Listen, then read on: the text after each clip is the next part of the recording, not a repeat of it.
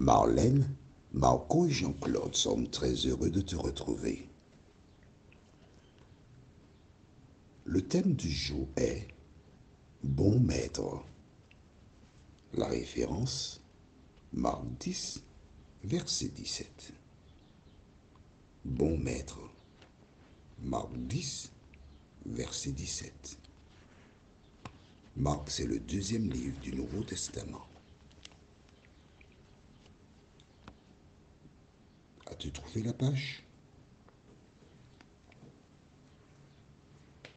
Comme j'ai eu l'occasion de te le dire, il nous faut lire ensemble afin que tu ne sois pas trompé.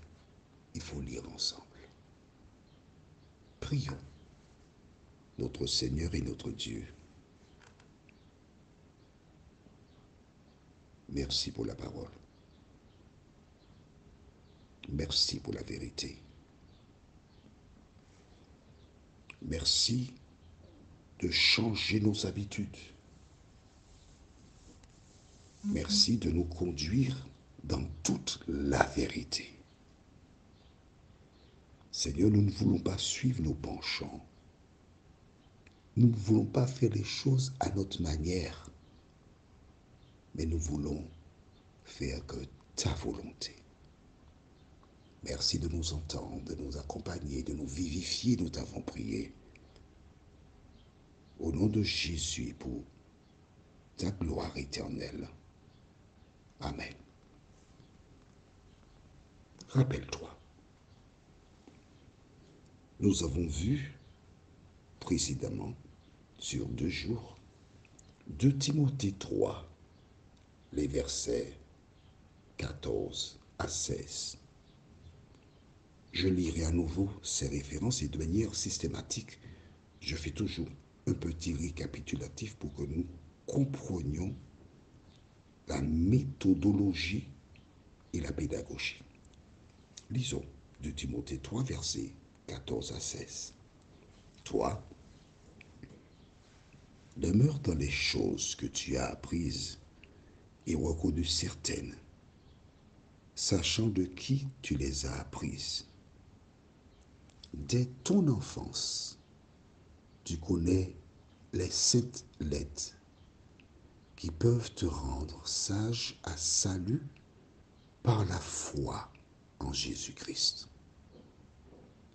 Toute écriture est inspirée de Dieu et utile pour enseigner, pour convaincre, pour corriger, pour instruire dans la justice, afin que l'homme de Dieu soit accompli et propre à toute bonne œuvre. L'écriture, ce n'est pas pour le commun des mortels. L'écriture est là pour former qui? Quel type de personne?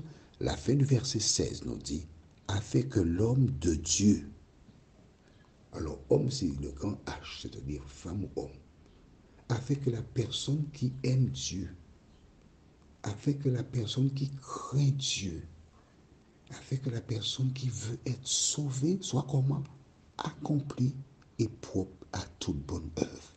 C'est-à-dire que lorsque tu reçois l'enseignement des Écritures, tu es en mesure de grandir spirituellement. Et une fois que tu as grandi spirituellement, le Saint-Esprit t'aide à appliquer ce que tu as reçu, l'enseignement. Voici pourquoi je t'ai déjà dit, je te répète encore aujourd'hui, va lire la Bible. Réserve chaque jour un créneau où tu lis la Bible. Avant de lire, tu pries pour dire, Seigneur, je vais ouvrir ta parole. Parle-moi. Dicte-moi ta volonté et aide-moi à appliquer ce que je lis dans la parole. C'est aussi simple que cela. Si au lieu de lire la parole de Dieu, qui est là pour que tu sois accompli, tu passes ton temps à regarder des feuilletons qui présentent pratiquement le même scénario. Violence, sexe, infidélité, etc. Presque la même chose. Toutes ces choses que tu regardes prendront une telle place dans ton cerveau que tu n'auras pas de place pour loger Jésus de Nazareth. Bon, c'est toi qui vois. Hein? Aujourd'hui, nous allons aborder notre thème dans Marc 10, verset 17. Marc chapitre 10, le verset 17. Allons-y. C'est bon? Comme Jésus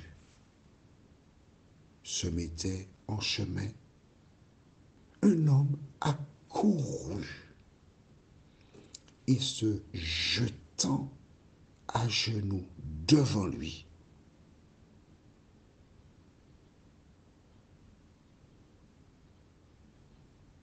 Bon maître, lui demanda-t-il, que dois-je faire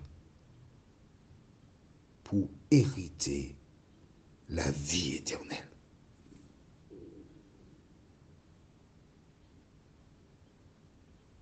Monsieur,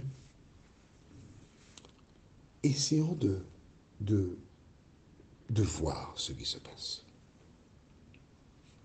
Entrons dans le décor. Nous nous installons dans un arbre qui a vue sur la route. Nous y allons avec un petit sachet dans lequel nous avons quelques noix de cajou, des dattes, des amandes, des graines de courge, des raisins, des choses intéressantes. Et installés là dans cet arbre, regardez, on voit un groupe de personnes, un groupe assez important, hein? Parce que quand Jésus se déplaçait, il y avait ses 12 gardes du corps, disciples, il y avait les pharisiens, il y avait les sadducéens, il y avait les sacrificateurs qui étaient là pour contredire Jésus, il y avait du monde. Et pendant que ce groupe est en train de vaquer à ses occupations, on voit arriver un homme brusquement qui court et qui vient vers eux. Les disciples se mettent en position de défense. Parce qu'on ne sait pas qui est cette personne. Et il se met à genoux.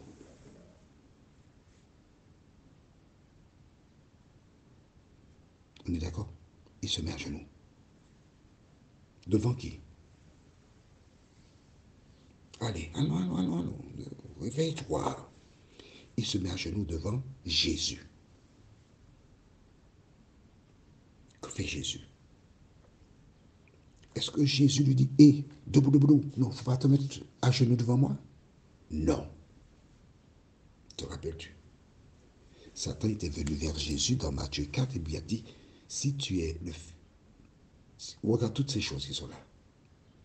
Si tu te prosternes et m'adores, je te donne toutes ces choses-là. Jésus lui a dit, tu te prosterneras et tu adoreras que le Seigneur ton Dieu, d'accord? Pourtant, cet homme se met à genoux devant Jésus et il ne le reprend pas. Pourquoi? Parce que Jésus est Dieu, il peut recevoir l'adoration. Voici numéro 1. Ensuite, après s'être mis à genoux devant Jésus, que se passe-t-il? Il l'appelle bon maître. Qu'est-ce que cela veut dire? Que lui, cet homme que Jésus ne connaît même pas, c'est pour la première fois probablement qu'il le voit. Dans la tête de cet homme, il est arrivé à une conclusion qui l'a poussé à prendre une décision que Jésus est son maître, pas sera son maître, non. Mais non, puisqu'il dit bon maître. Et Jésus apprend que cet homme, c'est son esclave. C'est sa propriété. Parce qu'il se donne à Jésus. Tu as compris? Il s'est donné à Jésus. C'est comme toi qui lis les Écritures, qui comprends les Écritures partiellement. Il te laisse faire quoi? à te donner à Jésus. Bon maître, tu es bon et en même temps tu es mon maître. Tu es celui que j'attendais. Tu es celui que je cherchais. Je veux te servir. Je veux me tenir à ta disposition. Est-ce que c'est clair pour toi? C'est ce que ça veut dire. Mais il continue en disant, que dois-je faire comment? Allez, c'est écrit là. Oh là là là là là là. Que dois-je faire pour hériter la vie éternelle? Est-ce que cette question-là t'intéresse? Ne lis pas la suite. Hein. Tu te connais. Ne lis pas la suite. On reste là. Est-ce que ça t'intéresse? Que dois-je faire pour hériter la vie éternelle? Cette question est très importante. Rien n'est anodin dans la Bible. Rien. Mais rien de chez rien. Pourquoi les choses se sont-elles déroulées ainsi? C'est parce que Dieu, Jésus, le Saint-Esprit, savait que dans le temps, des gens ne prendraient pas au sérieux la parole et changeraient le message biblique. En étant rationnel, nous découvrirons, si Dieu nous prête vie, la réponse de Jésus. Et quand tu découvriras la réponse, je te souhaite d'être suffisamment honnête pour tirer les leçons et faire le bon choix. En attendant, prions. Seigneur, nous avons besoin de maître. Nous avons besoin du maître, le seul maître, le créateur des cieux et de la terre. Alors nous nous tournons vers toi. Cet homme, par son comportement, nous a donné une indication. Et nous savons que c'est auprès de toi qu'est la source de la vie. Alors qu'il est à genoux devant toi, cet homme te pose la question, que dois-je? Comment faire pour obtenir la vie éternelle?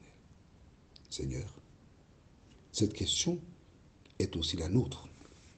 Elle nous aider à trouver la réponse dans la parole. Nous t'en prions au nom de Jésus et pour ta gloire éternelle. Amen. Que l'Éternel continue de te garder et te bénir. Que l'Éternel continue de faire luire sur toi sa face. Et qu'au grand matin, comme cet homme, probablement, tu fasses partie des rachetés. En attendant, la prochaine étude se trouve dans Marc 10, donc la suite, versets 18 et 19. Et le thème est « Tu connais les commandements ». Que l'Éternel continue de te bénir.